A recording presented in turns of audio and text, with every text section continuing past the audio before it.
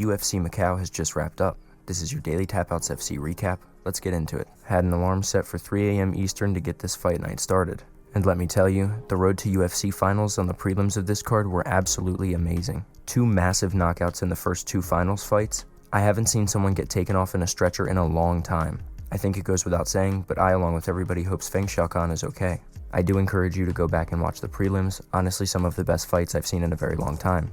Starting off on the main card, Carlos Ulberg cruised to a beautiful unanimous decision over Volkan Oezdemir. Not many people thought this fight was going to go the distance, but Carlos Ulberg was able to point fight his way to a beautiful decision. Moving on, Gabriela Fernandez scored a massive upset over Wang Kong. Beautiful counter strikes which dropped Kong, and Fernandez was able to wrap the neck up and get the submission in the second round. I was praying for this one. I hit the plus 8,000 on the Fernandez round 2 submission. I'll be making a betting series where I give out some parlays and some picks that I have for the upcoming fights. And if you go to my Instagram, I have a whole bookie page where I've shown my track record of some solid wins I've had. Next up, Muslim Salikov scored a flawless spinning wheel kick over Song Kanan. This was a beautiful KO, and flawless technique with the spinning wheel kick. That is the second time Salikov has scored a knockout with that technique, and believe it or not, he is 40 years old. We've had 2 to 3 KO of the year contenders on this card alone. Moving on, Yan Xiaonan scored a dominant decision win over Tabitha Ricci and proved her number 2 ranking. This was a very solid win in the division, and she is most definitely next up for a title shot. On to the main event of the evening, vintage Petr Yan was back in this performance. Beautiful takedowns, beautiful striking defense, beautiful counter strikes, and an absolutely relentless pace. The 5th round of this fight and the 1st round of this fight had the exact same pace the entire time.